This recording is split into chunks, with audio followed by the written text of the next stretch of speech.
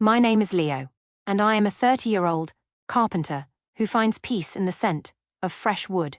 On that grey winter morning, the air was cold and my heart was heavy with a feeling I couldn't explain. I used to think family was a golden shield, but my brother Julian turned it into a sharp sword. I looked at the legal documents on the table and felt a strange chill in my bones. I lost my mother's land in one afternoon, but I didn't know that losing it would make me a king. That day, I signed a paper that destroyed my life but saved my soul. I whispered to myself, is this truly the end? But my journey was just beginning. For 5 years, I lived in this old wooden house with my mother. Every morning, I woke up to the scent of pine and the sound of my tools. I spent my days as a humble carpenter and my nights by her bed. I remember the smell of fresh wood and my mother's smile. She was weak, but her voice was always kind. She always said, Leo, your hands can create anything. Just trust your heart. I cared for her every day, cooking her soup and washing her clothes. I held her hand during her final difficult nights. I whispered to myself, I will stay with you until the very end. Julian and his wife Clara were very different. They lived in the city and were always too busy for a sick woman. They never called or sent money for her, medicine or food. But the moment my mother closed her eyes for the last time, they arrived. I stood by her bed and tears ran down my face. My hands were shaking with grief as I looked at her. Julian walked in, wearing an expensive black suit and shiny shoes. Clara looked around the room with cold, greedy eyes. They didn't even look at our mother's peaceful face or say a quiet prayer. I felt a strange emptiness when I saw Julian's expression. He didn't cry for a single second. He looked at the house like it was a pile of gold, not a place of memories. I was holding my mother's thin hand, but Julian was holding a thick leather folder. I thought they came back because they loved her, but I knew now they only wanted the land.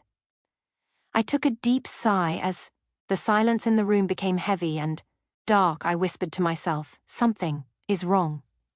As I watched Julian open the day everything changed, folder, Clara opened the leather folder and pulled out a yellow paper. Her voice was sharp and cold like a knife. Look at this. Leo, Mother borrowed $50,000 from us years ago. She used it to pay for your medical bills and your school. You owe us this money. I stared at the paper and my heart began to beat very fast. I felt a cold shiver down my spine. I was shocked because I never heard about this debt before. I looked at the signature at the bottom. It looked like my mother's handwriting, but I wasn't sure. I didn't have any proof to argue with them. I thought, this can't be true. Mother never told me. But I was just a poor carpenter with no power. Julian watched me with a dark, silent smile. Then Julian walked toward me and put his hand on my shoulder. His hand felt heavy, but his voice was suddenly soft and kind. Leo, don't worry, he said. We are family after all. Just sign the land over to us to pay the debt. You can stay in the small workshop in the back. You can keep working there forever. I will take care of you. I looked into his eyes and felt a small spark of hope in my chest. I thought, maybe he still loves me. Maybe he wants to protect me. I whispered to myself, maybe everything will be okay. I picked up the pen with trembling fingers. I signed my name slowly on the white paper. I felt a little bit of relief for a moment. The moment I finished, the air in the room changed. Clara grabbed the paper from the table. Her fake smile disappeared instantly. She walked to the front door and opened it wide. Get out, Leo, she shouted. I couldn't move. I was completely confused. Julian didn't look at me anymore. He was busy looking at the land documents, but Julian said I could stay in the workshop, I stammered. Clara laughed laughter, and it was a cruel, loud sound. She grabbed my bag of clothes and threw it onto the wet grass outside. Get out now before I call the police. This land is ours now. You have nothing left here. Julian stayed silent. He didn't even turn his head to say goodbye. I walked out into the cold rain. The sky was grey, and the wind was biting. I stood there, for a long time holding my mother's old toolbox. It was the only thing I had left in this world. I didn't cry. My eyes were dry, but my soul was very tired. I looked down at my hands. They were covered in small scars and dust from years of hard work. The rain washed the dirt away, leaving them clean but empty. I felt the cold water on my skin.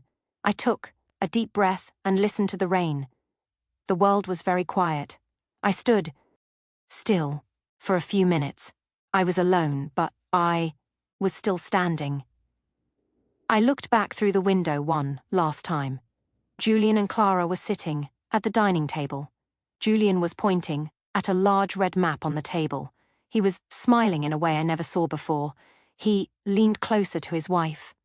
I saw his lips move. "We will be rich soon," he whispered. I knew something big was happening, and I was no longer a part of it. Building success from scratch. A few days later, I heard the shocking news. Julian had mortgaged every asset he owned. He used our mother's land and his expensive city house as security for a massive bank loan.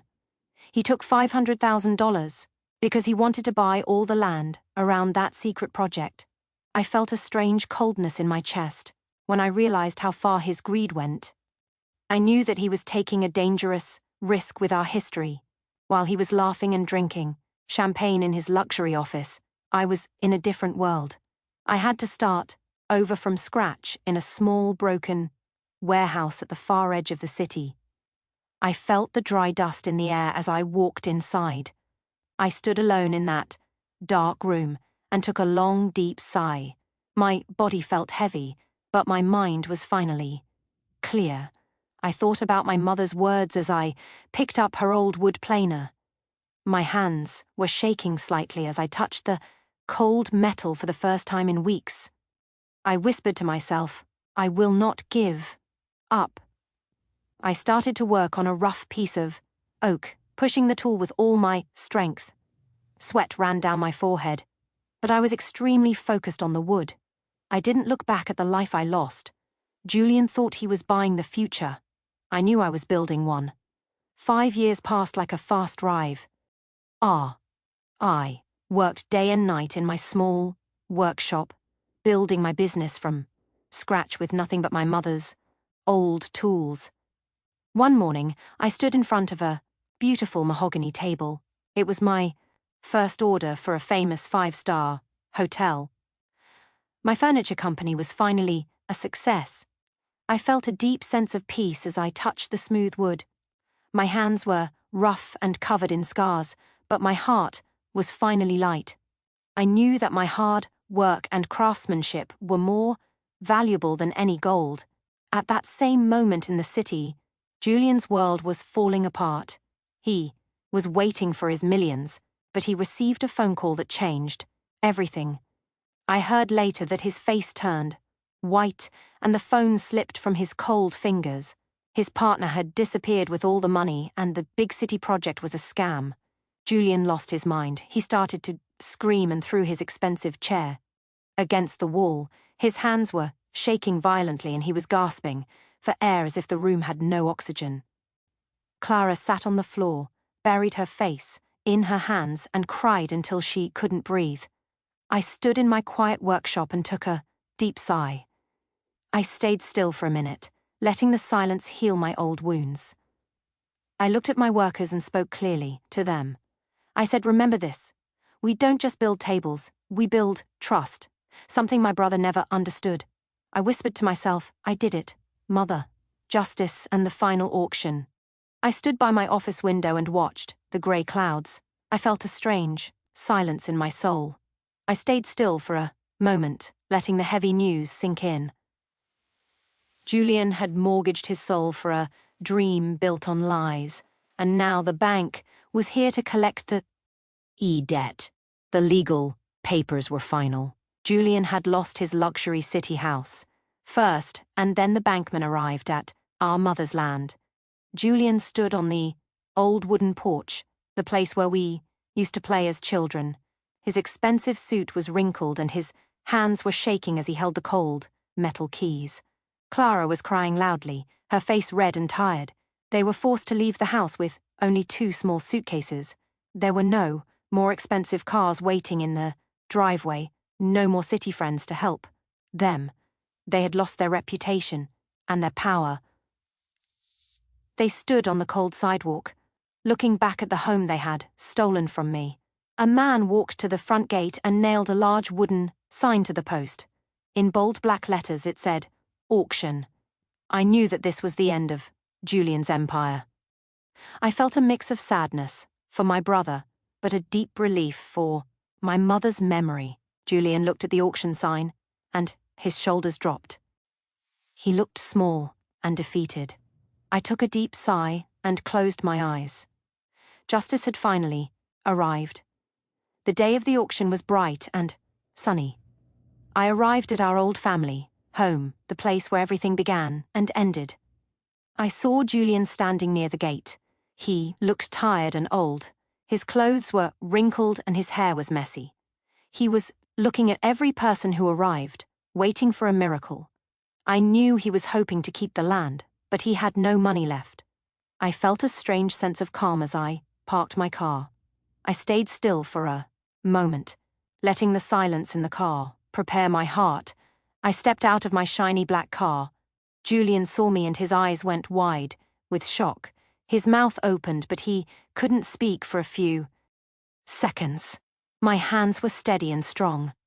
I didn't feel angry at him anymore. I whispered to myself, "This is the final chapter." I walked slowly toward the auction area, feeling the solid ground under my feet. As I walked past him, I felt Julian move. He reached out his hand and I saw his fingers shaking. "Leo," he whispered. His voice was thin and weak. He tried to call my name again, but I didn't look back. I didn't stop. I knew that looking back would only bring back the old pain. I took a deep breath of the fresh morning air. I felt a deep sense of relief. It was like a heavy chain had finally broken from my heart. I was no longer the poor boy Julian had kicked out in the rain. I was free. The transformation and lessons. 10 years have passed since that day at the auction. I am now the chairman of Leo's Heritage Furniture, a company I built from scratch with my own hands. I returned to my mother's land, but not to build a mansion. I rebuilt her old house and transformed it into a carpentry museum and a training center for poor children. I felt a warm glow in my chest as I walked through the halls today. I knew that my mother would be proud of this place. I whispered to myself, "Your legacy is safe now." I stood by the window and watched a group of young students. They were learning how to use a wood planer, and their faces were full of focus. I saw a small boy with sawdust on his shirt, smiling at a piece of pine. I took a deep sigh of satisfaction. My hands were no longer shaking with anger. They were steady and strong. The land was green and beautiful again. I had turned a place of betrayal into a place of hope and learning. I heard news about Julian and Lara recently. They lost everything and never recovered. Now they work as packing laborers in a cold factory far away. I thought about them working in the dark silence of regret. I knew they thought about our mother's land every single day. Julian's eyes are always downcast and his spirit is broken. Clara no longer dreams of luxury. She only dreams of a life she threw away. I felt a quiet peace knowing justice had come in its own time. Looking back at my life, I realized that Julian's path was a circle that led to nowhere. Greed is a shortcut that leads to a dead end. Hard work and honesty build a road that lasts forever. I learned that the price of greed is everything you have, but the reward of integrity is everything you deserve. I feel a deep warmth in my heart today, because I chose the right way. I whispered to myself one last time, integrity is the only true wealth. I knew that my mother's simple lessons were my best inheritance. In today's world, we often want success overnight. We see people getting rich fast on social media, and we feel jealous of their lives. But remember Julian's story, shortcuts are very dangerous. First, you must trust your skills, not shortcuts. Your talent is your real security. Second, family is about love, but always protect your legal rights. Never sign a document without reading it carefully first. Finally, remember that success is the best revenge. You do not need to fight or argue with people who hurt you. You only need to grow and succeed. Stay honest and the world will reward you. Have you ever been betrayed by someone you trusted? Comment yes if you survived, or stay strong to encourage others who are suffering. Right. W. We are a community of learners. Like this story if you believe in justice and hard work. Subscribe to Classical English Stories for more life lessons and to improve your English skills every day. Thank you for listening to my story. Stay kind, work hard, and I will see you in the next video.